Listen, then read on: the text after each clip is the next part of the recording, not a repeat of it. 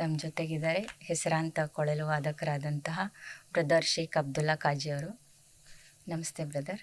ನಮಸ್ತೆ. ನಮಸ್ತೆ ಬ್ರದರ್, ನೀವು ಸಂಗೀತದ ಜೊತೆಗೆ ಧ್ಯಾನವನ್ನು ಮಾಡ್ತಿದ್ದೀರಾ, ಅದರ ಬಗ್ಗೆ ನಿಮ್ಮ ಅನುಭವ ಒಂದೆರಡು ಮಾತುಗಳು. ಈ ಎರಡೂ ಜ್ಞಾನಗಳು ಹತ್ತತ್ರನೇ ಹೋಗ್ತಾ ಇರ್ತವೆ. ಸಂಗೀತ ಸಾಧನೆ, ಆಮೇಲೆ ಸ್ವಸಾಧನೆ. ಈ ಸ್ವಸಾಧನೆಯಲ್ಲಿ ನಮ್ಮನ್ನು ನಾವೇ ಅಧ್ಯಯನ ಮಾಡ್ತಾ ಹೋಗ್ತೀವಿ, ನಮ್ಮನ್ನು ನಾವೇ ಬಿಡಿಸ್ತಾ ಹೋಗ್ತೀವಿ. ಅದು ಏನು ಅಂತಂದು ಹೇಳಿ ನಮ್ಮ ಹುಟ್ಟಿನ ಒಂದು ರಹಸ್ಯವನ್ನು ತಿಳ್ಕೊಳ್ಳಿಕ್ಕೆ ಸಾಧ್ಯ ಆದ ಮಟ್ಟಿಗೆ ನಾವು ಪ್ರಯತ್ನ ಮಾಡ್ತಾ ಇರ್ತೀವಿ. ಇದು ಒಂದು ಸಾಮಾನ್ಯ ಪ್ರಕ್ರಿಯೆ. ಸಂಗೀತದಲ್ಲಿ ಇದಕ್ಕೆ ಭಿನ್ನವಾಗಿರ್ತಕ್ಕಂಥದ್ದೊಂದು ವ್ಯವಸ್ಥೆ. ಅಲ್ಲಿ ಧ್ವನಿ ಜೋಡಿ ನಮ್ಮ ವ್ಯವಹಾರ, ಧ್ವನಿ ಜೋಡಿ ನಮ್ಮ ಮಾನಸಿಕ ಅನುಭವಗಳನ್ನು, ಆನಂದವನ್ನು ಹಂಚಿಕೊಳ್ಳಿಕ್ಕೆ ನಾವು ಪ್ರಯತ್ನ ಮಾಡ್ತೇವೆ. ಅಲ್ಲಿ ಕಲ್ಪನೆಗಳ ಜೋಡಿ ಸದಾ ಬೆನ್ನತ್ತಾ ಇರ್ತೀವಿ, ಅವುಗಳ ಬಗ್ಗೆ ಚಿಂತನೆ ನಡೀತಾ ಇರುತ್ತೆ. ಇದು ಬೇಕು, ಇದು ಬೇಡ, ಇದು ಬೇಕು ಬೇಡ ಅನ್ನೋ ಒಂದು ಆಯ್ಕೆ ನಮಗೆ ಬಿಟ್ಟಿರ್ತಕ್ಕಂಥ ವಿಷಯ. ಅದು ಆ ಸಾಧನೆಯಲ್ಲಿ ಗುರುಗಳಿಂದ ಅದನ್ನು ನಾವು ಕಲ್ತಿರ್ತೀವಿ. ಅಲ್ಲಿನೂ ಒಂದು ವ್ಯಾಕರಣದ, ಗ್ರಾಮರ್ ಅದ.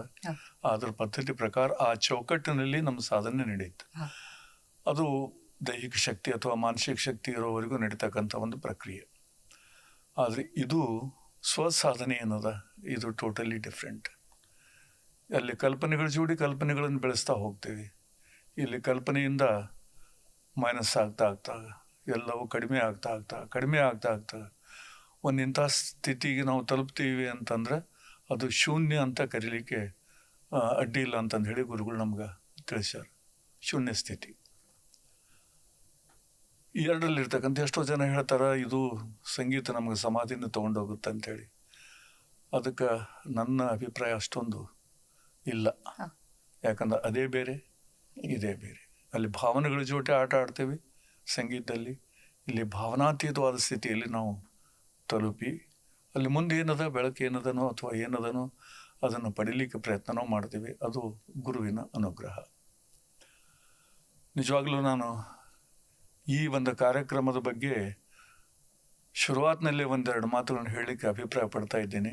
ಅತ್ಯಂತ ಶ್ರೇಷ್ಠತಮವಾಗಿರ್ತಕ್ಕಂಥ ಈ ಒಂದು ವ್ಯವಸ್ಥೆ ಇದು ಕಾನಾಕಾಸ್ಟ್. ಕಾನ್ಹಾದಲ್ಲಿ ವ್ಯಕ್ತಿ ಪರಿಚಯ, ಆತನಲ್ಲಿರ್ತಕ್ಕಂಥ ವಿಶಿಷ್ಟತೆಯ ಪರಿಚಯ ಏನು ಮಾಡಲಿಕ್ಕೆ ಒಂದು ಪ್ರಯತ್ನ ನಡೆದಿದೆ. ಅದು ಯೂಟ್ಯೂಬ್ನೊಳಗೆ ಅದರ ಒಂದು ಪ್ರಸಾರನೂ ಆಗ್ತಾ ಇದೆ. ಒಂದಿಬ್ಬರು ನಾನು ಕೇಳಿದೆ, ಡಾಕ್ಟರ್ ಗಜೇಂದ್ರ ಸಿಂಗ್, ಆನಂತರ ಎಂ ಬಿ ಪಾಟೀಲ್ರು ಕೇಳಿದಾಗ ಭಾಳ ಖುಷಿ ಅನ್ನಿಸ್ತು. ಯಾವ ಥರ ಇವರು ತಮ್ಮನ್ನು ತಾವು ಬಿಡಿಸಿಕೊಳ್ಳಿಕ್ಕೆ ಹತ್ತಾರಲ್ಲ, ತಮ್ಮ ಒಳಗಿರ್ತಕ್ಕಂಥ ಸತ್ಯನ ಎಷ್ಟೊಂದು ನಿರಾಳವಾಗಿ ಹೇಳಿಕ್ಕೆ ಹತ್ತಾರಲ್ಲ ಅನ್ನೋ ಒಂದು ಭಾವನೆ ಮೂಡಿದಾಗ ನನಗಂದು ಕಲ್ಪನಾ ಇದ್ದಿಲ್ಲ. ನಾನು ಇಲ್ಲಿ ಬಂದು ಈಗ ಈ ಮೈಕ್ರೋಫೋನ್ ಮುಂದೆ ಕೂತು ಇದೆಲ್ಲ ನಾನು ಮಾತಾಡ್ತೇನೆ ಅಂತ ನನ್ನ ಕಲ್ಪನಾ ಇದ್ದಿಲ್ಲ. ಆದರೆ ಇಲ್ಲಿರ್ತಕ್ಕಂಥ ಮೀಡಿಯಾದ ಬಂಧುಗಳು ಕೊನೆಗೂ ನನ್ನ ಇಲ್ಲಿ ಹೇಳ್ಕೊಂಡು ಬಂದರು. ಸಂತೋಷದಿಂದ ನನಗೇನು ಸಾಧ್ಯ ಅದನ್ನ ಅದನ್ನು ಹಂಚಿಕೊಳ್ಳಿಕ್ಕೆ ಪ್ರಯತ್ನ ಮಾಡ್ತೇನೆ. ಸುಮಾರು 26-27 ವರ್ಷದಿಂದ ಇದರ ಸಾಧನೆ, ಸಂಗೀತ ಸಾಧನೆ ಸ್ವಲ್ಪ ಹೆಚ್ಚು ಕಡಿಮೆ 53 ವರ್ಷದಿಂದ ನಾನು ಮಾಡ್ತಾ ಇದ್ದೇನೆ. ಶ್ರೇಷ್ಠ ಗುರುಗಳ ಒಂದು ಆರೈಕೆಯಲ್ಲಿ, ಯಾವ ಶಬ್ದ ಇದನ್ನು ಉಪಯೋಗ ಮಾಡಿದೆ, ಆರೈಕೆ ಅಂತಂದ್ರೆ ಮಾರ್ಗದರ್ಶನ ಅವ್ರು ಕೊಡ್ತಾ ಇರ್ತಾರೆ. ಆದರೆ ಗುರುಗಳು ಆರೈಕೆಯೊಂದಿಗೆ ನಮ್ಮಲ್ಲಿನೂ ಕೂಡ ಅದೇ ಆರೈಕೆ ಅದ ಈ ಒಂದು ಸಿಸ್ಟಮ್ನೊಳಗೆ. ಅದರೊಳಗೆ ನಾನು ಬೆಳೀಲಿಕ್ಕೆ ಪ್ರಯತ್ನ ಮಾಡೀನಿ. ಅಷ್ಟೊಂದು ಭಾಳ ದೊಡ್ಡ ಸಾಧನೆ ನಾನು ಮಾಡಿರ್ಲಿಕ್ಕಿಲ್ಲ ಸಂಗೀತದೊಳಗೆ. ಪರಂತು ನನ್ನ ಮನಸ್ಸಿಗೆ ತೃಪ್ತಿ ಆಗ್ತಕ್ಕಂಥ ಒಂದು ಸ್ಥಿತಿಯೊಳಗೆ ನಾನು ಮುಟ್ಲಿಕ್ಕೆ ಅಡ್ಡಿಲ್ಲ ಅಂತ ನಾನು ಹೇಳಬಲ್ಲೆ. ಇದು ಒಂದು ನನ್ನ ಸಂಕ್ಷಿಪ್ತ ಪರಿಚಯ. ಮೂಲತಃ ನಾನು ಕರಡಿ ಗ್ರಾಮದವನು, ಬಾಗಲಕೋಟ್ ಜಿಲ್ಲೆಗೆ ಸಂಬಂಧಪಟ್ಟಿರ್ತಕ್ಕಂಥ ಒಂದು ಹಳ್ಳಿ. ಅಪ್ಪ ಸ್ಕೂಲ್ ಮೇಸ್ಟ್ರು, ಸಿಸ್ಟಮೆಟಿಕ್ ಮೇಸ್ಟ್ರು. ಅಮ್ಮ ಸ್ಕೂಲಿಗೆ ಹೋಗಲಿಲ್ಲ, ಆದರೆ ವ್ಯವಸ್ಥಿತ ಹೆಣ್ಮಗಳು. ಆ ಒಂದು ಪ್ರೀತಿ, ಆ ಒಂದು ಸಂಬಂಧದೊಳಗೆ ನಾನು ಬೆಳೆದು ಬಂದಿದ್ದೇನೆ. ಇವತ್ತಿಗೆ ನಾನು ಇಲ್ಲಿ ಬಂದು ಕೂತಿದ್ದು ನನಗೊಂದು ಚಮತ್ಕಾರಕ್ಕಿಂತ ಏನು ಕಡಿಮೆ ಇಲ್ಲ. ಇದು ಸೃಷ್ಟಿಯ ಕೊಡುಗೆ ಅಂತ ನಾನು ಹೇಳಲಿಕ್ಕೆ ಅಡ್ಡಿ ಇಲ್ಲ. ಅಥವಾ ಒಳಗೆ ನನಗೆ ಗೊತ್ತಿಲ್ಲದೆ ಇರತಕ್ಕಂಥ ಒಂದು ವ್ಯವಸ್ಥೆ ಈಗಾಗಲೇ ನನ್ನಲ್ಲಿ ಅದು ಇತ್ತು, ಅದು ಹೊರಗೆ ಬರಲಿಕ್ಕೆ ದಾರಿ ಮಾಡಿತು. ಅದೇನು ಹೇಳ್ತಾರಲ್ಲ, ಆತ್ಮಕ್ಕೆ ಕೂಗಂತ ಹೇಳಿ, ಪ್ರೇರೇಪಣೆ, ಆತ್ಮದ ಒಂದು ಕರೆ ಏನದ ಅದು ಪ್ರೇರೇಪಣೆ ಮಾಡಲಿಕ್ಕೆ ಸಾಧ್ಯದ. ಹೀಗಾಗಿ ಸ್ವಲ್ಪ ಹೆಚ್ಚು ಕಡಿಮೆ 1997 ಇಸ್ವಿ ಜೂನ್ 7 ಈ ಆಧ್ಯಾತ್ಮಿಕ ಹೆಬ್ಬಾಗಿಲು ನನಗೋಸ್ಕರ ತಕ್ಕೊಳ್ತದೆ. ಅದು ಒಂದು ವಿಸ್ಮಯಕಾರಿನೇ, ನನ್ನ ಮಟ್ಟಿಗೆ ವಿಸ್ಮಯನೇ ಅದು. ನಮ್ಮ ಆಫೀಸ್ನೊಳಗನ ಒಬ್ಬ ತಂಗಿ ಉಷಾ ಸರ್ನಾಡ್ ಅಂಥೇಳಿ ಅವರು ಇದ್ದರು. ಅವರಿಗೆ ಏನೋ ಒಂದು ಪ್ರಶ್ನೆ ಕೇಳಿದೆ, ಈ ಸರ್ನೇಮ್ ಯಾರ್ದು ಅಂಥೇಳಿ. ಅವ್ರು ಹೇಳಿದ್ರು ನಮ್ಮ ಮಾಮಾಂದು. ಅವ್ರು ನಾನು ನಿಮ್ಮ ಮಾಮನ ಭೇಟಿ ಆಗ್ಬೇಕು ಇಮಿಡಿಯೇಟ್ಲಿ, ಎರಡನೇ ಮಾತೇ ಇಲ್ಲ. ಅವರ ಮಾಮನ ಭೇಟಿ ಹೆಂಗೆ ಸ್ಟಾರ್ಟ್ ಆಯ್ತು, ನಿಂತ್ಕೊಂಡಂತೆ ಅವ್ರು ಹೇಳಿದ್ರು ಕೂಡ್ರಿ. ಯಾಕಂದ್ರೆ ಅಷ್ಟು ಸರಳ ರೀತಿಯಲ್ಲಿ ಅವ್ರು ಒಪ್ಪಿಕೊಳ್ತಿದ್ದಿಲ್ಲ ಅದನ್ನು. ಯಾವುದೇ ಒಬ್ಬ ಮುಮುಕ್ಷು ಬರಲಿ ಅವರು ಅಷ್ಟೊಂದು ಸಹಜವಾಗಿ ಒಪ್ತಿರ್ಲಿಲ್ಲ. ಇಲ್ಲ ಕೂಡ್ರಿ, ಅವತ್ತು ಕೂತಿದ್ದಿನ್ನೋವರೆಗೂ ಕೂತೀನಿ. ಹೇಳಲಿಕ್ಕಾಗಿಲ್ಲ, ಮನಸ್ಸು ಇಲ್ಲ ಹೇಳಲಿಕ್ಕೆ. ಅಂತರಂಗದೊಳಗೆ ಎಷ್ಟು ಎದ್ದಿನೂ ಬಿಟ್ಟಿನೋ ಅದು ಅವ್ರಿಗೆ ಗೊತ್ತು. ಯಾರು ನಮ್ಮ ನಿಭಸ್ಲಿಕ್ಕೆ ಪ್ರಯತ್ನ ಮಾಡ್ಲಿಕ್ಕತ್ತಾರ, ನಮ್ಮ ಉದ್ಧಾರ ಮಾಡ್ಲಿಕ್ಕೆ ಪ್ರಯತ್ನ ಮಾಡ್ಲಿಕ್ಕತ್ತಾರ, ನಮ್ಮ ವಿಕಾಸಕ್ಕೆ ಹಗಲು ರಾತ್ರಿ ನಮ್ಮ ಸಲುವಾಗಿ ನಮ್ಮ ಬೆನ್ನು ಹತ್ತಿ ನಮ್ಮ ಪ್ರಜ್ಞೆಗೂ ಮೀರಿ ಕೆಲಸ ಮಾಡ್ಲಿಕ್ಕತ್ತಾರ, ಅದು ಅವ್ರಿಗೆ ಬಿಟ್ಟದ್ದು. ಇಷ್ಟೇ ಶಬ್ದಾತೀತವಾಗಿರ್ತಕ್ಕಂಥದ್ದು, ಭಾವನಾತೀತವಾಗಿರ್ತಕ್ಕಂಥದ್ದು. ನನಗೆ ಆಶ್ಚರ್ಯ ಅನ್ನಿಸ್ತದ, ಮನೆಯೊಳಗೆ ಒಂದು ಕೆಲಸ ಕೇಳೋ ಮನುಷ್ಯ ಅಲ್ಲ ನಾನು. ಏನಾದರೂ ಹೇಳಿದ್ರೆ ಹೆಂಡತಿ ಆಗಲಿ ಮಕ್ಕಳಾಗಲಿ ಹೇಳಿದ್ರೆ ನಿಮ್ಮಂಥ ಇಬ್ಬರು ಹೆಣ್ಮಕ್ಳು ನಮಗೆ. ಅದ್ರದ್ದು ನಾ ಯಾಕೆ ಇಷ್ಟೊಂದು ಬೆನ್ನು ಹತ್ತೀನಿ ಇದಕ್ಕೆ? ಮೊದಲು ನಾನು ಬೆನ್ನು ಹತ್ತಿದೆ, ಅದು ಈಗ ನನ್ನ ಬೆನ್ನು ಹತ್ತಿ ಬಿಡ್ತು. ಇದ್ರೊಳಗೆ ಏನು ಚಮತ್ಕಾರದ? Who is doing all those things? ಬಹುಶಃ ಮೂರ್ಖ ಪ್ರಶ್ನೆ ಇದು. Who is doing all those things ಅನ್ನೋದೇ ಒಂದು ಮೂರ್ಖ ಪ್ರಶ್ನೆ ನನ್ನಲ್ಲಿ ಬರ್ತಕ್ಕಂಥದ್ದು. ಅದನ್ನು ಬಿಡಿಸ್ಲಿಕ್ಕಾಗಿಲ್ಲ. ಎಷ್ಟೋ ಸಲ ನಮ್ಮವ್ರಿಗೆ ಕೇಳಿ ನಾನು, ಏನಪ್ಪ ಹೆಂಗೆ ಅನಿಸ್ತದೋ ನಿಮಗೆ? ಹೇಳಿಕ್ಕೆ ಬರೋದಲ್ಲಿ ಬಿಡ್ರಿ. ಇಂಥ ಒಂದು ಚಮತ್ಕಾರ, ವಿಸ್ಮಯಕಾರಿಯಾಗಿರ್ತಕ್ಕಂಥ ಒಂದು ಹಾದಿಯಲ್ಲಿ ನಾವು ಹೊರಟಿದ್ದೀವಿ. ಎಷ್ಟು ದೂರ ಹೊರಟಿದ್ದೀವೋ ಬಿಟ್ಟಿದ್ದೀವೋ ಅವ್ರಿಗೆ ಬಿಟ್ಟಿರ್ತಕ್ಕಂಥದ್ದು. ನನಗೇನು ಗೊತ್ತಿಲ್ಲ. I am still layman in this matter. Yes, I am there. ಈಗ ನೀವು ನಡೆದು ಬಂದಂತ ದಾರಿ ಹೇಳಿದ್ರಿ, ಮುಂದಿನ ಪೀಳಿಗೆಗೆ ನಿಮ್ಮಿಂದ ಏನಾದರೂ ಸಲಹೆ ಆ ಥರ? ಅದನ್ನ ಖರೆ ಹೇಳ್ತೇನೆ ನಿಮ್ಗೆ. ನನ್ನಲ್ಲಿ ಬರ್ತಕ್ಕಂಥ ವಿದ್ಯಾರ್ಥಿಗಳಿಗೆ, ಸಂಗೀತ ಕಲೀಲಿಕ್ಕೆ ಬಂದಿರತಕ್ಕಂಥ ವಿದ್ಯಾರ್ಥಿಗಳಿಗೆ, ಅವರಿಗೆ ಈ ಆಧ್ಯಾತ್ಮಿಕ ಅನುಭವ ಸ್ವಲ್ಪ ಆದರೂ ಇರುತ್ತೆ. ಯಾಕಂದ್ರೆ ನಮ್ಮ ಭಾರತೀಯರಲ್ಲಿ ಈಗಾಗಲೇ ಅದು ರಕ್ತಗತ. ಅದು ನಾವು ಪರಂಪರೆಯಿಂದ ಪಡ್ಕೊಂಡು ಬಂದಿದ್ದೀವಿ. ನಮ್ಮ ಋಷಿಗಳು ನಮಗೆ ಕೊಟ್ಟಿರ್ತಕ್ಕಂಥ ಭಾಳ ದೊಡ್ಡ ವರದಾನ ಇದು. ನಮ್ಮ ಸಂಗೀತ ಸಾಧನೆ ಮಾಡ್ತಾ ಮಾಡ್ತಾ ಅವಕಾಶ ಸಿಕ್ಕಾಗ ನಾನು ಯಾವುದನ್ನು ಫೋರ್ಸ್ ಮಾಡಿಲ್ಲ. ಅವಕಾಶ ಸಿಕ್ಕಾಗ ನೋಡಪ್ಪ, ಈ ಒಂದು ಸ್ಥಿತಿ ಅದ ನಮ್ಮಲ್ಲಿ. ಭಾಳಷ್ಟು ಅಸ್ತವ್ಯಸ್ತ ಇದ್ದೀವಿ ನಾವೀಗ. ಯಾವುದೂ ಸುಸ್ಥಿತಿ ಒಳಗಿಲ್ಲ ಅಲ್ಲ. ನಿಸರ್ಗದ ವಿರುದ್ಧ ಇದ್ದೀವಿ ನಾವು. ನಿಸರ್ಗಕ್ಕೆ ಬಿದ್ದೂ ಸ್ವತಃ ನಿಸರ್ಗದ ಒಂದು ಭಾಗ ಆಗಿನೂ ಕೂಡ ನಾವು ನಿಸರ್ಗದ ವಿರುದ್ಧ ಇದ್ದೀವಿ. ಅದಕ್ಕೆ ಒಂದು ಸ್ವಲ್ಪ ಸಾಧ್ಯ ಆಯ್ತು ಅಂತಂದರೆ ಇದನ್ನೂ ನೀವು ಅಧ್ಯಯನ ಮಾಡಿರಿ. ಅಲ್ಲೇ ನೀವೇನು ಕಲಿತೀರಿ ಬೆಳವಣಿಗೆ ಆಗ್ರಿ. ಇಲ್ಲೇ ನಿಮ್ಮನ್ನು ನೀವೇ ಅಧ್ಯಯನ ಮಾಡ್ತಕ್ಕಂಥ ಒಂದು ಪರ್ಫೆಕ್ಟ್ ವ್ಯವಸ್ಥೆ ಅದ. ಇದ್ರೊಳಗೆ ಏನು ನೀವು ಬೆವರಿಳಿಸೋ ಅವಶ್ಯಕತೆ ಇಲ್ಲ. ಅದು ತಂತಾನ ಅಕ್ಸೆಪ್ಟ್ ಮಾಡಿಕೊಂಡ್ರೆ ಸಾಕು, ತಂತಾನ ಮುಂದುವರ್ಲಿಕ್ಕೆ ಅದು ಸಾಧ್ಯದ. ಅದರೊಳಗೆ ಒಂಚೂರು ದುಡಿಲಿಕ್ಕೆ ಮತ್ತು ನಿಮ್ಗೆ ಸೇವೆ ಮಾಡಲಿಕ್ಕೆ ನಾವೆಲ್ಲ ಸಿದ್ಧರಿದ್ದೀವಿ ಅಂತ ಹೇಳಿದಾಗ ಎಷ್ಟೋ ಜನ, ನಾನಿವತ್ತು ಹೆಸರು ಹೇಳಿದ್ರೆ ಅದು ಸಂಕೋಚ ಅನ್ನಿಸ್ತದ. ಯಾಕಂದ್ರೆ ನಾನು ಸ್ವಪ್ರತಿಷ್ಠೆಯ ಮನುಷ್ಯ ಅಲ್ಲ. ನಾನು ಅವ್ರಿಗೆ ಕೊಟ್ಟೀನಿ, ನಾನು ಅವ್ರಿಗೆ ತಿಳಿಸೀನಿ ಹೇಳುವಂಥ ಒಂದು ಸ್ವಪ್ರತಿಷ್ಠೆ ಸರಿಯಲ್ಲ. I am really happy. ಸಂಗೀತ ಕಲೀಲಿಕ್ಕೆ ಬಂದವರು ಎಲ್ಲರೂ ಸಾಧ್ಯ ಆದ ಮಟ್ಟಿಗೆ 90% ವಿದ್ಯಾರ್ಥಿಗಳು ಈ ಮಾರ್ಗದಲ್ಲಿ ಸಾಧನೆ ಮಾಡ್ಲಿಕ್ಕಿದ್ದಾರೆ. ನಾನು ಮೊದಲು ಅವ್ರಿಗೆ ಬೆನ್ನು ಹತ್ತಿದೆ, ಈಗ ಅವ್ರು ನನ್ನ ಬೆನ್ನು ಹತ್ತಿಬಿಟ್ರು. ಸರ್ ನಮಗೆ ಸಿಟ್ಟಿಂಗ್ ಬೇಕು. ಎಲ್ಲೋ ಕೂತಿರ್ತಾರೆ, ಫೋನ್ ಮಾಡ್ತಾರೆ, ಸರ್ ನನಗೆ ಸಿಟ್ಟಿಂಗ್ ಬೇಕು, ನನಗೆ ಅದಾಗ್ಯದ ಇದಾಗ್ಯದ. ದಾಜಿ ಅವ್ರು ಯಾವಾಗ ನನಗೆ ಪರ್ಮಿಷನ್ ಕೊಟ್ಟರು ನೋಡ್ರಿ, ಭಾವನೆಗಳು ಈ ಥರ ಉದ್ವೇಗಕ್ಕೊಳಗಾಗ್ತಾವೆ. Yes, that is his grace. That is his grace, really and his love also. ಒಂಥರ ಈ ಥರ ನಾನು ಭಾವನೆಗೊಳಗಾಗೋದು ಭಾಳಷ್ಟು ಸಲ ಕಂಡಿನಿ ನಾನು. ಸಾರ್ಥಕ ಅನ್ನಿಸ್ತದ. ಏನು ಸಾರ್ಥಕ ಅನ್ನಿಸ್ತದ? ನಾನು ಅವ್ರು ಫೋನ್ ಮಾಡಿದಗಳಿಗೆ ಸಿಟ್ಟಿಂಗ್ ಕೊಟ್ಟಗಳಿಗೆ, ಸರ್ ಭಾಳ ಹಗರಾತ್ರಿ ಎಲ್ಲೋ ಇರ್ತಾರೆ, ಭಾಳ ಆರಾಮ ಅನ್ಸ್ಲಿಕ್ಕೆ ಹತ್ತದ್ರಿ ಸರ್, ಏನು ಮಾಡಿದ್ರಿ ನೀವು ನಮಗೆ? ಒಂದು ಮಗು ಫೋನ್ ಮಾಡ್ತು 5 ಗಂಟೆಗೆ, ಸರ್ ನನಗೆ ಭಾರಿ ಹೆಡೇಕ್ ಆಗಿದೆ, ಏನು ಮಾಡಲಿ, ನಿದ್ದೆ ಬರೋಲ್ದು, ಹೋಲ್ ನೈಟ್ ನಾನು ನಿದ್ದೆ ಮಾಡಿಲ್ಲ. ಅಮ್ಮ ನೀವು ಸುಮ್ಮನೆ ಕೊಡು, ಆಕೆ ಅಭ್ಯಾಸನೇ. ಒಂದು 30 ನಿಮಿಷ ಏನೋ ಒಂದು ಚಮತ್ಕಾರ ನಡೆದಿತ್ತು. ಆಮೇಲೆ ಹೇಳಿಕತ್ತಾರೆ, ಏನು ಮಾಡಿದ್ರಿ? ಏನೂ ಇಲ್ಲವ, ಪ್ರಾರ್ಥನಾ ಮಾಡೀನಿ ಅಂತ ಹೇಳಿ. ಅದು ಅವರ ಅನುಭವ. ಎಸ್, ನಿನಗೆ ಅವ್ರ ಅನುಗ್ರಹ ಆಯ್ತು, ನಿನ್ನ ಹೆಡೇಕ್ ಹೋತು.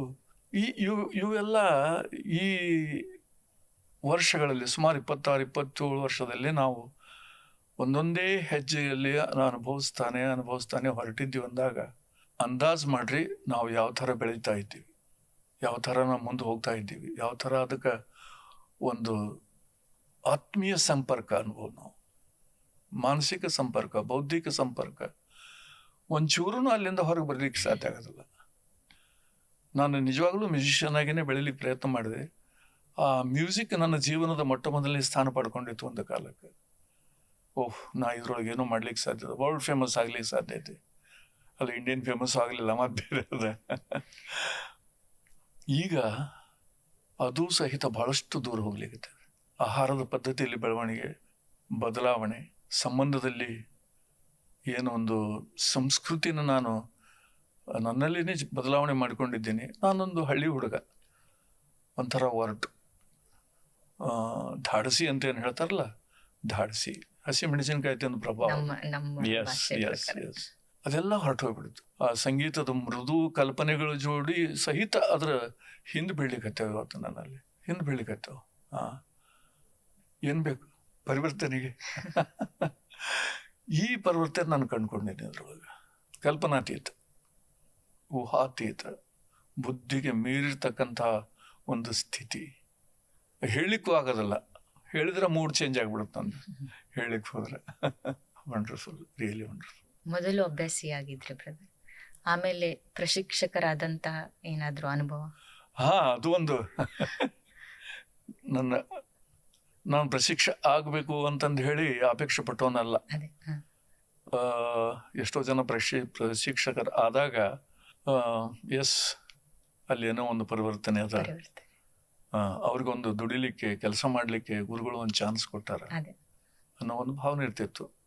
ಯಾವಾಗೋ ಒಂದ್ಸಲ ವಿಚಾರ ಬರ್ತಿತ್ತು, ನಾನು ಪ್ರಶಿಕ್ಷಕ ಆದ್ರೆ ಹೆಂಗ. ಆದ್ರೆ ಅದು ಸೆಕೆಂಡ್ರಿ, ನನಗೆ ಅಷ್ಟೊಂದು ಒತ್ತಡ ಹಾಕಿರಲಿಲ್ಲ.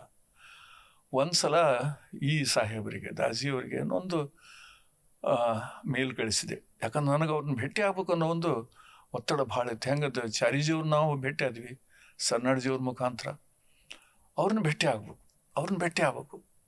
ಹಗಲು ರಾತ್ರಿ ಆ ಒತ್ತಡಕ್ಕೆ ಕೆಲಸ ಮಾಡ್ಲಿಕ್ಕೆ ಚಾಲು ಮಾಡಿದೆ. ಒಂದು ಥಾಟ್ ಬಂತು ನನ್ನ ತಳಿಯೊಳಗೆ, ಅದು ಒಂದು ದುರ್ಬುದ್ಧಿನೂ ಅನ್ಬೋದೇನೋ. ಏನು ಮಾಡ್ತು, master, why wars in the names of peace? ಯುದ್ಧಗಳು, ಶಾಂತಿಯ ವಿಚಾರವನ್ನು ಮುಂದಿಟ್ಟುಕೊಂಡು ಯುದ್ಧಗಳು ಏಕೆ ಅನ್ನೋ ಒಂದು, ಅಥವಾ ಶಾಂತಿಯ ಹೆಸರಿನಲ್ಲಿ ಯುದ್ಧಗಳು ಏಕೆ, ಅದು ಹೆಂಗೆ ಕ್ರಿಯೇಟ್ ಮಾಡ್ಲಿಕ್ಕೆ ಸಾಧ್ಯದ ಅನ್ನೋ ಒಂದು ಮೇಲ್ ಕಳಿಸಿಬಿಟ್ಟೆ. ಮೇಲ್ ಕಳಿಸಿದಾಗ ಅದರಗಡೆ ಕೆಳಗಡೆ ನನ್ನ ಪರಿಚಯ ಮಾಡಿಕೊಡ್ಲೇಬೇಕಲ್ಲ ನಾನು. ಕೆಳಗಡೆ ಏನು ಪರಿಚಯ ಇತ್ತು, I am a flute artist, retire from All India Radio, ಇದೆಲ್ಲ ಬರ್ಕೊಂಡಿದ್ದೆ.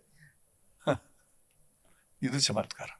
You come with your instrument and family ಅಂತ ಹೇಳಿ ನನಗೆ ಮೆಸೇಜ್ ಬಂದ್ಬಿಟ್ವಿ. ನಾನು, ಬ್ರದರ್ ನಿಜಲಿಂಗಪ್ಪ, ಗುಲ್ಬರ್ಗ ಅಭ್ಯಾಸಿ ಪ್ರಿಸೆಪ್ಟರ್, ಸಾಹೇಬರು ಹತ್ರ ಹೋದ್ವಿ. ಮೇಲ್ಗಡೆ ಟೆರೇಸ್ನಾಗ ಯಾರೋ ನಮ್ಮ ಬಂಧುಗಳು ಕರ್ಕೊಂಡು ಹೋದ್ರು. ನಮ್ಮನ್ನು ಕರ್ಕೊಂಡು ಹೋಗಿ ಧ್ಯಾನ ಆಯ್ತು. ಎಷ್ಟೋ ಜನ, ಒಂದು 15-50 ಜನ ಕೂತಿದ್ವಿ ಮೇಲ್ಗಡೆ. ಧ್ಯಾನ ಆದ ನಂತರ ನಿಜಲಿಂಗಪ್ಪ ಅವ್ರು ಸುಮ್ಮನೆ ಕೊಡಲಿಲ್ಲ. ಮಾಸ್ಟರ್, खासी साहब आए हैं, बांसुरी आपके सामने पेश करना चाहते हैं. हाँ, ला लीजिए बांसुरी को, कहाँ पे शुरू करो. ಇಷ್ಟು ನಿಮ್ಗೆ ಹೇಳ್ತಾನೆ. ಅವು ಮೇಲ್ಗಡೆ ಟೆರೆಸ್ನಾಗ ನಾವಿದ್ದೀವಿ, ಕೆಳಗಡೆ ಉಸಿರುಗಟ್ಟಿ ಓಡಿ ಹೋಗಿ ಅಲ್ಲಿಂದ ಫ್ಲೂಟ್ ತೊಗೊಂಡು ಬಂದು ಸ್ಟಾರ್ಟ್ ಮಾಡಿಬಿಟ್ವಿ. ಏನೂ ಇಲ್ಲ, ಏನೂ ವ್ಯವಸ್ಥೆನೇ ಇಲ್ಲ, ಜಸ್ಟ್ ಐ ಸ್ಟಾರ್ಟ್ ಇಟ್. ನನಗಿನ್ನೊಂದು ಆವತ್ತಿನ ಕ್ಷಣ ನೆನಪಾಗುತ್ತಾ. ಹಿ ಆಸ್ಕ್ ಮೀ ಒನ್ ರಾಗ, ಆಪ್ ಮಾರ್ವಾ ಬಜಾಯಿಯೇ. ಶಾಕ್ ಆಯ್ತು ನನಗೆ. ಯಾಕಂದ್ರೆ ಮಾರ್ವಾ ಏನು ನನಗೆ ಗೊತ್ತು, ಮಾರ್ವಾ ರಾಗ ಎಂಥದ್ದು ನನಗೆ ಗೊತ್ತು. I started when he permitted means I started. ಚಲೋ ಠೀಕ್ ಹೈ, ಕಾರ್ಯಕ್ರಮ ಮುಗೀತು, ಮುಗಿದ ಮೇಲೆ ಚಲೋ ಅಂತಂದು ಹೇಳಿ ಕರ್ಕೊಂಡು ಹೋಗ್ಬಿಟ್ರು ಒಳಗಡೆ ತಮ್ಮ ಮನೆಯೊಳಗೆ. ಹಿಂಗೆ ಡೈನಿಂಗ್ ಟೇಬಲ್ ಮೇಲೆ ಕೂತ್ಕೊಂಡಿದ್ವಿ. ಧಾರವಾಡದೊಳಗೆ ಎಷ್ಟು ಜನ ಅಭ್ಯಾಸಿಗಳಿದ್ದೀರಿ, ಎಷ್ಟು ಜನ ಪ್ರಿಸೆಪ್ಟರ್ಸ್ ಇದ್ದೀರಿ, ಮಾತು ನ್ಯಾಚುರಲಿ ಬಂದಾಗ ನಾನು ಅದರ ಡೀಟೇಲ್ಸ್ ಕೊಟ್ಟೆ. ಒಂದು ಪ್ರಶ್ನೆ ಕೇಳಿದ್ರು ಅವರು, ಕ್ಯಾ ಆಪ್ ಕಾಮ್ ಕರೆಂಗೆ? No answer. ನಾ ಹೇಳಿದೆ ಜೈಸಿ ಆಪ್ಕಿ ಇಚ್ಛಾ. ಇನ್ನೊಂದು ಸಲ ಕೇಳಿದ್ರು, ಕ್ಯಾ ಆಪ್ ಕಾಮ್ ಕರೆಂಗೆ? ಜೈಸಿ ಆಪ್ಕಿ ಇಚ್ಛಾ. ಏನು ಕಾಮ್ ಅಂತ ನನಗೆ ಗೊತ್ತಿಲ್ಲ. I was ton totally. ಆನಂತರ ಚಲೋ ವಾಕಿಂಗ್ ಚಲೆ ಜಾಯಂಗೆ. ಠೀಕ್ ಹೈ, ವಾಕಿಂಗ್ ಆಯ್ತು. ವಾಕಿಂಗ್ ಆಗಿ ವಾಪಸ್ ಒಂದ್ಮೇಲೆ ಮಧ್ದಿವಸ ಒಂದು ಇದ್ರೊಳಗೆ ಹೋಗಿ ಮತ್ತು ಅವ್ರ ಎದುರುಗಡೆ ಒಂದು ಧ್ಯಾನ ಆಯ್ತು, ಅವರೆಲ್ಲ ಆಯ್ತು. ಆಮೇಲೆ ಗೊತ್ತಾಯ್ತು ನನಗೆ, ನನ್ನ ಪ್ರಿಸೆಪ್ಟರ್ ಮಾಡಲಿಕ್ಕೆ ಅವರು ಆಜ್ಞೆ ಮಾಡ್ಯಾರ. ಎಲ್ಲ ಸೆಂಟರ್ಸ್ನೊಳಗೆ ನನ್ನ ಬಗ್ಗೆ ಮೆಸೇಜ್ ಹೋಗ್ಬಿಟ್ಟಿತ್ತು. ಸರಿ, ಪ್ರಿಪೇರ್ ಆದ್ವಿ. ಅವರೇ ಎಕ್ಸಾಮ್ ಪಾಸ್ ಮಾಡಿದ್ರು. ಒಂದು ದಿವಸ ಭಾಳ ಪ್ರೀತಿಯಿಂದ, ಐ ರಿಮೆಂಬರ್ ದಟ್ ಐಸ್. ಆ ಕ್ಷಣ ಪರ್ಮಿಷನ್ ಸಿಗೋ ಟೈಮ್ ಅವ್ರ ಕಣ್ಣುಗಳು ನನಗೆ ಇನ್ನೂ ನೆನಪಲ್ಲ. How that feeling was. ಕೊನೆಗೂ ತಗೊಂಡೆ ನೀನು ಅನ್ನೋ ಒಂದು ಭಾವನೆ ಇತ್ತು ಅವ್ರ ಕಣ್ಣೊಳಗೆ. ಅವ್ರ ಕಡೆಯಿಂದ ಬಂದಂತಹ ವರ ಎಸ್ ಎಸ್. ಇದಕ್ಕಿನ್ನ ಹೆಚ್ಚಿಂದ ಏನ್ ಬೇಕು ಬ್ರದರ್? ಸೊ ನೋಡ್ರಿ ಯಾವ ಥರ ನಮ್ಮನ್ನ ಇಲ್ಲಿ ಕರ್ಕೊಂಡು ಹೋಗ್ಬಿಡ್ತೈತಿ. ಕಣ್ಣೀರು, ಓನ್ಲಿ ಕಣ್ಣೀರು ಬಿಟ್ಮೇಲೆ ಮತ್ತೇನೂ ಇರಲಿಲ್ಲ. 2017 ಹಿಂಗೆ ಏನೋ ಊಹೆ ಮಾಡ್ಲಿಕ್ಕೆ ಸಾಧ್ಯ ಇಲ್ಲ. ಸುಮ್ಮನೆ ಒಪ್ಕೊಂಡು ಬಿಡ್ಬೇಕು. Just accept it. ಸುಮ್ಮನೆ ಒಪ್ಕೊಂಡು ಬಿಡ್ಬೇಕು. ತಂತಾನ ಹಾದಿ ಓಪನ್ ಆಗಿ. ನೀವೊಂದು ಪ್ರಶ್ನೆ ಕೇಳಿದ್ರಿ, ಮುಂದಿನವರಿಗೆ, ಮುಂದಿನ ಪೀಳಿಗೆಗೆ, ಬರುವಂತ ಪೀಳಿಗೆಗೆ ಏನು ಬೇಕು ಅಂತ ಹೇಳಿ. ಆ ಕೆಲಸ ನಾವು ಪೇರೆಂಟ್ಸ್ ಆಗಿ ನಾವೇ ಮಾಡ್ತಕ್ಕಂಥ ಭಾಳ ದೊಡ್ಡ ಜವಾಬ್ದಾರಿ ಇದಾವೆ. ಗುರುಗಳು ಅದನ್ನ ಹೇಳ್ತಾರೆ, ಮೊದಲು ನೀವು ಅಭ್ಯಾಸಿಗಳಾಗ್ರಿ, ನೀವು ಮೊದಲು ನಿಮ್ಮ ಮನೆಯೊಳಗೆ ಸಾಧನ ಮಾಡಿರಿ. ನೀವೇನು ಮಾಡ್ತೀರಿ ನಿಮ್ಮ ಮನೆಯೊಳಗೆ, ಅದು ನಿಮ್ಮ ಮಕ್ಕಳ ಮೇಲೆ ಅದ್ರ ಪರಿಣಾಮ ಬೀರುತ್ತೆ. ನೀವು ಅಭ್ಯಾಸಿಗಳಾಗಿದ್ರಿ, ನೀವು ಸಾಧನ ಮಾಡ್ತಿದ್ರಿ ಅಂತಂದ್ರೆ ನಿಮ್ಮ ಮಕ್ಕಳು ಅದನ್ನೇ ಕಲಿತಾರೆ. ಅಥವಾ ಅದನ್ನು ಬಿಟ್ಟು ನೀವೇನಾಗಿದ್ದೀರೋ ಅದೇ ನಿಮ್ಮ ಮಕ್ಕಳಾಗ್ತಾರೆ, ಅಥವಾ ಸ್ವಲ್ಪ ಹೆಚ್ಚು ಕಡಿಮೆ ಏನು. ನಾ ಅದನ್ನೇ ಪೇರೆಂಟ್ಸಿಗೆ ನಾನು ಮೊದಲು ರಿಕ್ವೆಸ್ಟ್ ಮಾಡ್ಕೊಳ್ತಾ ಇದ್ದೇನೆ. ಯಾಕಂದ್ರೆ ಮಕ್ಕಳಿಗೆ ಅದ್ರ ಬಗ್ಗೆ ಹೆಚ್ಚಿನ ಒಂದು ವಿಚಾರ ಇರೋದಿಲ್ಲ. ಇವತ್ತಿನ ಒಂದು ಬೆಳವಣಿಗೆಯಲ್ಲಿ, ಮೀಡಿಯಾದಲ್ಲಿ ಆಗ್ತಕ್ಕಂಥ ಪರಿಣಾಮದಿಂದಾಗಿ ನಾವು ಎಷ್ಟೊಂದು ಎಂಥ ಒಂದು ಸುಳಿಯಲು ಸಿಕ್ಕಿಬಿಟ್ಬಿಟ್ವಿ ನಾವು. ಎಂಥ ಸುಳಿಯೊಳಗೆ ನಾವು ಸಿಕ್ಬಿದ್ಬಿಟ್ಟಿದ್ದೀವಿ. ಅದರಿಂದ ಹೊರಗೆ ಬರೋದು ಭಾಳ ಕಷ್ಟ ಆಗೈತೆ ಇವತ್ತು. ಸಾಮಾಜಿಕ ಒತ್ತಡಗಳು, ಅಲ್ಲಿ ಬರ್ತಕ್ಕಂಥ ಬದಲಾವಣೆಗಳು, ಅಲ್ಲಿ ನಾವೇನು ಕೇಳ್ತೀವಿ, ತಿಳ್ಕೊತೀವಿ.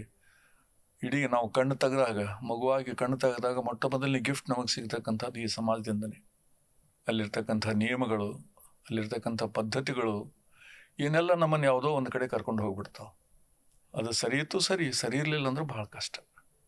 ಇಂತಹ ಸ್ಥಿತಿಯೊಳಗೆ ನಾವು ಪ್ರಜ್ಞಾವಂತ ಪೇರೆಂಟ್ಸ್ ಅಂತ ಏನಿದ್ದೀವಿ, ತಂದೆ ತಾಯಿ, ನಿಮಗೂ ಇಬ್ಬರು ಮಕ್ಕಳು, ನನಗೆ ಭಾಳ ಖುಷಿ ಆಯ್ತು ಇಬ್ಬರು ನೋಡಿ.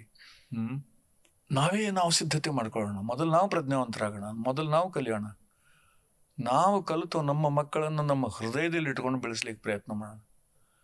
ಇಲ್ಲಂದ್ರೆ ಏನಾಗುತ್ತಮ್ಮ, ಬರೀ ಬೌದ್ಧಿಕ ಬೆಳವಣಿಗೆಗಳಿಗೆ ನಾವು ಅವರಿಗೆ ಅಲೌ ಮಾಡಿಬಿಟ್ಟಿದ್ದೀವಿ. ಇವತ್ತು ಅವ್ರ ಪುಸ್ತಕ ಓದಬೇಕು, ಅವ್ರಿಗೆ ಬೈಹಾಟ್ ಮಾಡಬೇಕು, ಅವ್ರಿಗೆ ತಿಳಿತೋ ಬಿಡ್ತೋ ಗೊತ್ತಿಲ್ಲ. ನಾನಂತೂ ಒಂದೇ ಒಂದು ಸೆಂಟೆನ್ಸ್ ಇವತ್ತಿನವರೆಗೂ ಬೈಹಾಟ್ ಮಾಡಿಲ್ಲ. ಸುಮಾರು 200 ರಾಗಗಳು ನನ್ನ ಹತ್ರ ಅದಾವ. 200 ರಾಗಗಳ 4 ಕಂಪೋಸಿಷನ್ ಅಂದ್ರೆ 800 ಕಂಪೋಸಿಷನ್ಸ್ ನನ್ನ ಹತ್ರ ಅದಾವೆ. No I can create music. ಆದರೆ ಒಂದೇ ಒಂದು ಪೇಪರಿನ ತುಂಡಿನೊಳಗೆ ನಾ ಬರೆದಿಟ್ಕೊಂಡಿಲ್ಲ. Everything is in my brain. ಅದಕ್ಕೆ ನಾವು ಸಿದ್ಧ ಆಗೋಣ. ನಮ್ಮ ಆಹಾರ ಪದ್ಧತಿ ನಮ್ಮ ಮಕ್ಕಳಿಗೆ ಹೋಗುತ್ತೆ, ನಮ್ಮ ವಿಹಾರ ಪದ್ಧತಿ, ನಮ್ಮ ಓದೋದು, ಪ್ರತಿಯೊಂದೂ ಅವರಿಗೆ ಟ್ರಾನ್ಸ್ಫರ್ ಆಗುತ್ತೆ. ಅದು ಅವಾಗ ನಮಗೆ ಖುಷಿ ಅನ್ನಿಸ್ತದ. ನಾವೇನಿದ್ವಿ ನಮ್ಮ ಮಕ್ಕಳು ಅದೇ ಆದರು. ಎಲ್ಲ ಹೇಳ್ತಾರಲ್ಲ, ಏನಪ್ಪ ಅಪ್ಪ ಅಮ್ಮ ನಂಗೆ ಮಕ್ಕಳು ಅದಾರ ಅಂತ ಹೇಳಿ ಒಂದು ಹಳ್ಳಿ ವಾಡಿಕೆ ಒಳಗೆ. ಇದು ಬೇಕಾಗಿರ್ತಕ್ಕಂಥದ್ದು. ಇದು ಅವರು ಓದಲಿ. ನನ್ನ ತಂದೆ ನನ್ನ ತಾಯಿ ಅಂತೂ ನಾನು ಇದಾಗಪ್ಪ ಇದು ಬಿಡು ಅಂತಂದು ಹೇಳಿ ಏನು ನನಗೆಂದೂ ಹೇಳಲಿಲ್ಲ.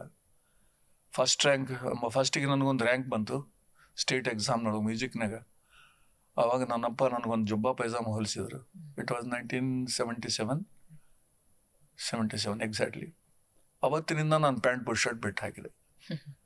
ಇವತ್ತಿನವರೆಗೂ ಅದೇ ಜುಬ್ಬಾ ಪೈಜಾಮದೊಳಗಿದ್ದೆ. I am free here.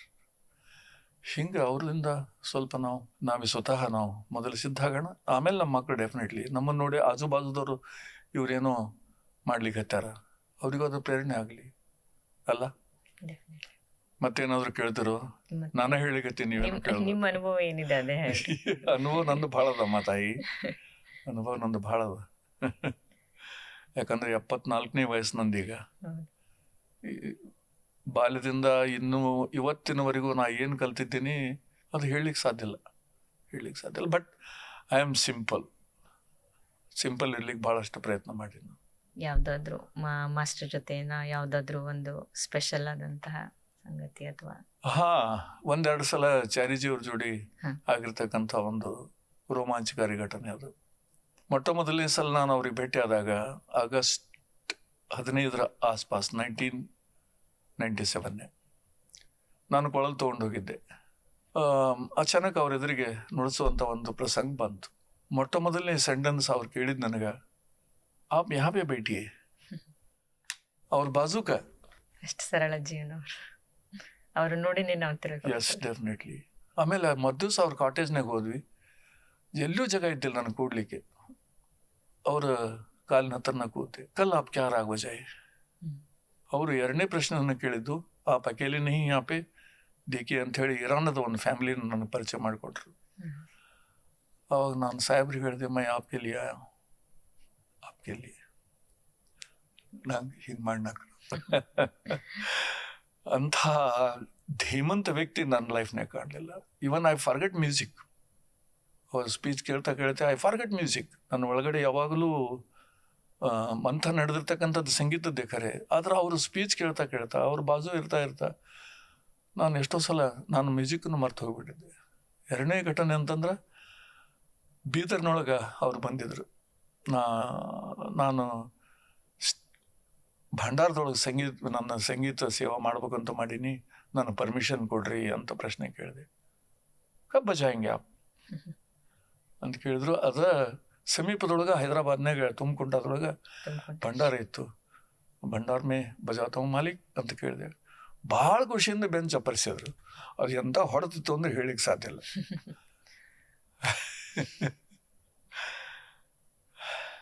ವಾ, ಇನ್ನೂ ಭಾಳದ ತಾಯಿ,